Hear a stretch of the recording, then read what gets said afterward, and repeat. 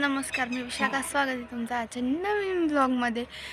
तर कालचा जो ब्लॉग होता तो मी अपलोड नाही केला आहे अजून. तो म्हणजे आज अपलोड करून टाकेल आणि हा ब्लॉग उद्या करेल.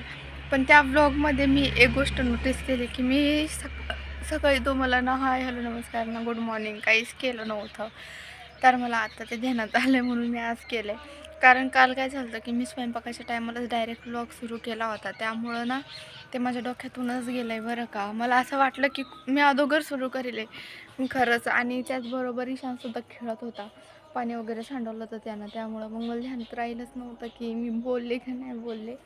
बट ठीक आहे, तो ब्लॉग मी आज अपलोड करून टाकणार आहे, नक्की बघा. आणि हा ब्लॉग त्याच्यानंतर येणार आहे तरीसुद्धा म्हणत आहे की नक्की बघा, कारण एखादा ब्लॉग जास्त व्हायरल जातो, एखादा नाही जात म्हणून. आणि हे बघा मागून कुत्रे बसलेत बरं का. तर हेच कुत्रे ज्यांनी माझ्या वावराचा पूर्ण धिंगाणा केलाय. इक्षान इकडे ये. तर ना साहेब चाललेत आमचे खेळायला पुढं पुढं पुढं पुढं पुढं पुढं. आणि आता नेमकेच किती 7:15 झालेत. तर मी शेगडीवरती भाजी वगैरे तर लावून दिली, पोळ्या सकाळी झाल्या होत्या कारण आईला लवकर जायचं होतं आज म्हणून त्यांनी भाजी नाही केली.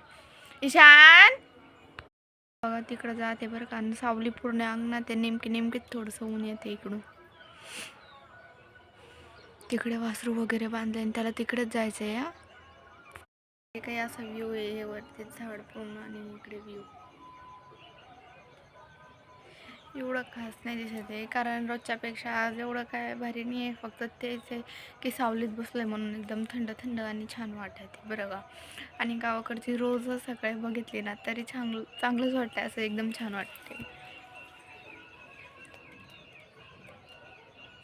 तर हा ना बांगडी घेतली आणि माझ्याकडे बघते बरं का. त्याला चाल म्हणले पण ते ऐका ना. आणि मी त्याला टरबूज दिलं होतं बरं का, पण तो खायला. आणि एक ब्लॉग असा होता की जो मी पूर्ण असा बनवला होता बरं का, पण तो 5-6 मिनटाचा होता, त्यामुळं तो मी अपलोड नाही केले. भरपूर असे ब्लॉग आहे जे 5-6 मिनटाचे, ते मी अपलोड नाही केले, ते शॉर्टमध्येच टाकून दिलेत मी मग. आणि त्याचबरोबर काल मी ना 2 पॅन्टी ऑर्डर केल्या होत्या ऑनलाईन. शॉप्सहून केल्या होत्या, 136च्या होत्या.